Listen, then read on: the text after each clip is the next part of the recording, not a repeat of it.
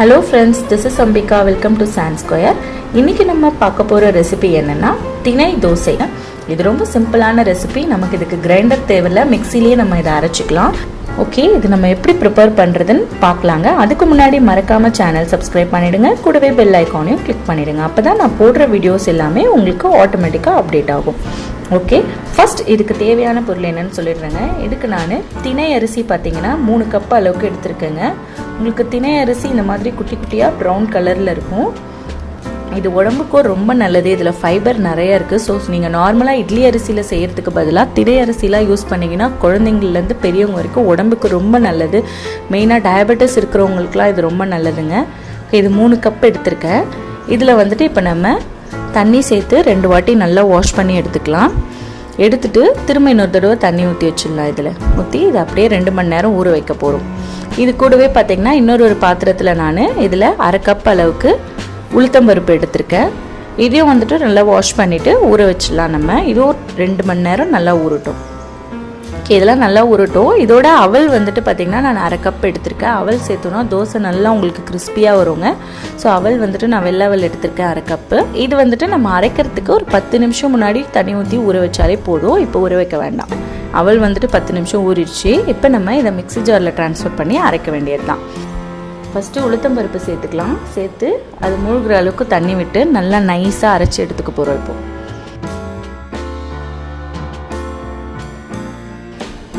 Okay, இதை வந்துட்டு நல்லா நம்ம நைஸாக அரைச்சி எடுத்தாச்சுங்க.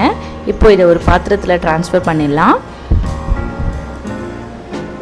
ஓகே, இப்போ இதே ஜாரில் நம்ம ஊற வச்சுருக்கிற திணை அரிசியை இப்போ போட்டுடலாம். போட்டு அதையும் அரைச்சி எடுத்துக்கலாம் இதே ஜாரில்.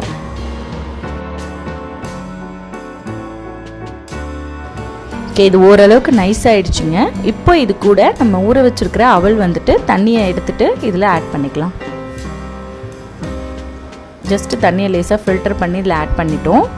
இப்போது இதுவும் திணை அரிசியோடு சேர்த்து நம்ம அரைச்சி எடுத்துக்கலாம். நல்லா நைஸாக ஆகிற வரைக்கும் அரைச்சிக்கலாம்.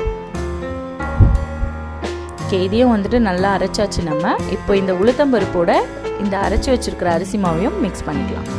மிக்ஸ் பண்ணிவிட்டு இதுக்கு தேவையான அளவு உப்பு சேர்த்து நல்லா இந்த மாதிரி கரைச்சி வச்சிடலாம் மாவு. பார்த்தீங்களா, நம்மளோட திணை அரிசி தோசை மாவு ரெடி. 8 hours ஆகும் புளிக்கிறதுக்கு. நீங்கள் ஈவினிங்கில் செஞ்சு வச்சுட்டு மார்னிங் உங்களுக்கு தோசை ப்ரிப்பேர் பண்ண கரெக்டாக இருக்கும். அப்படி இல்லைனா நைட்டில் ப்ரிப்பேர் பண்ணுறதா இருந்தால் மார்னிங்கே அரைச்சி வச்சிட்டிங்கன்னா உங்களுக்கு கரெக்டாக இருக்கும். ஸோ இது 8 hours நல்லா புளிச்சிருவோங்க மாவு. ஓகே, இப்போ 8 hours ஆகிடுச்சி. ஸ்டவ் பற்ற வச்சு ஒரு தவா வச்சுக்கிறேன். நான் தவா ஹீட் ஆனதும் இந்த மாவு வந்துட்டு ஜஸ்ட்டு ஒரு கரண்டி எடுத்து இந்த மாதிரி ஊற்றி நம்ம ஆஸ் யூஷுவல் எப்பயும் தோசை சுடுற மாதிரி ஸ்ப்ரெட் பண்ணி ஆயில் கொஞ்சம் மேலே ஊற்றிக்கிறேன்.